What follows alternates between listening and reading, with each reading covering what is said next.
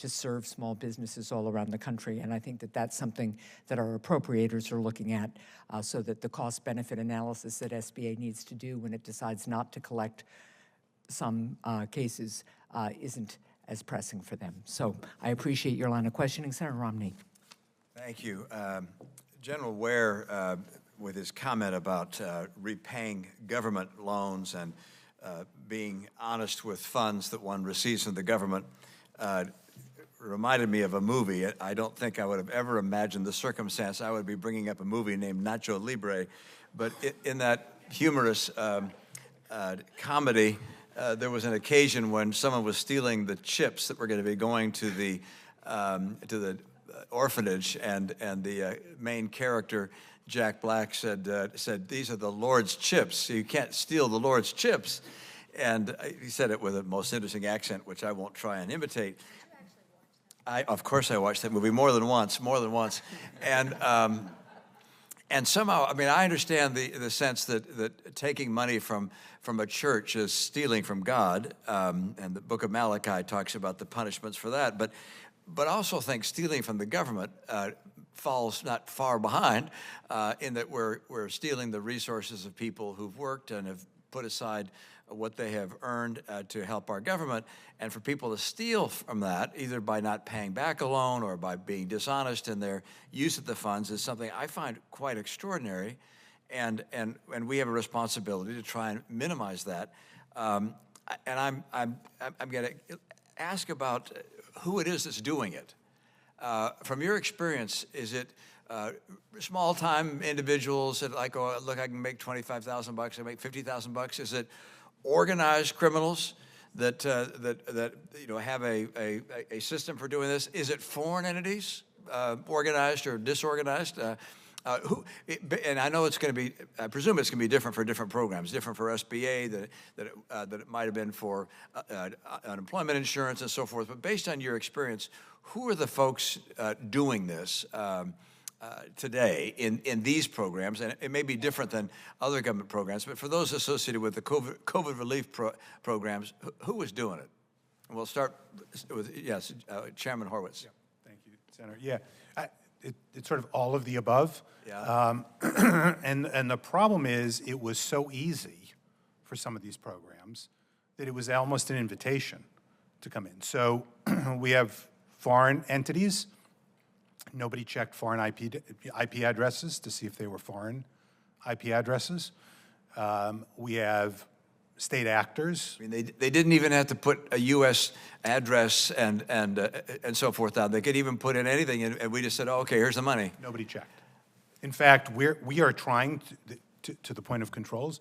We're trying to look at SBA data to see the IP addresses, and they didn't keep the IP addresses because it wasn't required for them to maintain it. So we don't even have a way of going back to try and figure that out. So that just, for example, a basic mind-numbing. Basic issue. What proportion would you think is foreign entities, or is it just impossible to know at this stage? I don't know that we have a number at this time. I don't know if you have a... We issued a report on loans that went to foreign IP addresses. Yeah. And I can't recall what the number was, but it was a significant number that went.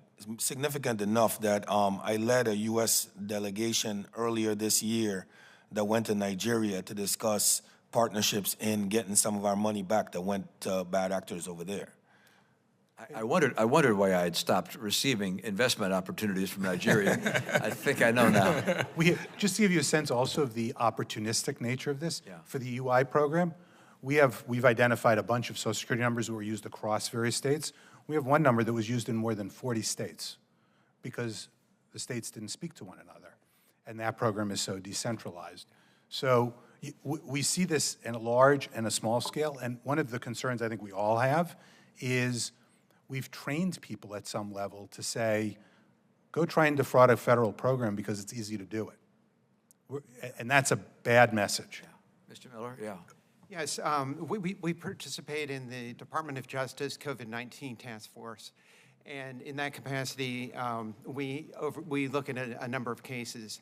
And our staff member, a prosecutor, of course, has told me in my notes, he says, we have seen volumes of overseas IP addresses identified and associated with unworthy individuals obtaining CARES Act funds.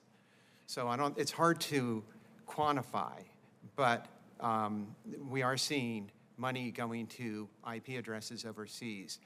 In some of our other programs, Main Street Lending, for example, we have seen money going to South America, to the Middle East, and to China. Yes. I found the figure was $5 billion. $5 billion was what we reported that went to foreign IP addresses. $5 billion. $5 billion. That's extraordinary. Why is it, do you believe, that people are so willing to defraud the government, to steal from the government? I mean, are our penalties too small? I mean, should we have far more punitive measures to go after people who steal from our government? Perhaps I have two examples of this. Yeah. And one is in one of the cases our agents was working, as they started to pull the text messages and the emails, they were saying they aren't checking anything, is what was routinely being said across the board. So there was a second one that when questioned as to why'd you do this, he said, I'd do it again. He said, it was worth it. It was highly unlikely that I'd be caught doing this, which brings me back to the beginning in talking about the importance of having a proper control and risk framework in place to mitigate this. There were folks that committed fraud probably who wouldn't normally commit fraud, and they were being told things, and we see this in the record, like the government is just giving away money. Yeah. Well, I just want to underscore the outrage and frustration that you all feel, that I feel, and that the people in our country feel as this goes on. I just note that if something like this were attempted with a credit card, your Visa, or if you're trying to do a charge account at a store of some kind, this couldn't happen or they'd be out of business.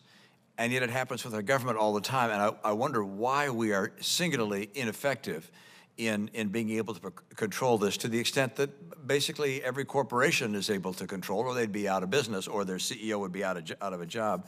I just want to conclude by saying I concur that we need to continue the PACE program and to continue to get data, and I also believe we need to get the Social Security data and other data. I recognize privacy concerns, but when we're losing through a fraud hundreds of billions of dollars, that's the number that I've heard from you today, hundreds of billions of dollars, we have to recognize that's money that could go to Americans in need. It could go to help Israel in their defense of their land. It could help the Ukrainians. The idea that we're using this money, it's being used for fraud, is just simply outrageous. I also agree that we should extend the life of CIGPR, SIGPR, well beyond 325 because the timing is not propitious. Thank you, Madam Chair. Well, thank you, Ranking Member Romney. Before I move to Senator Ossoff, I was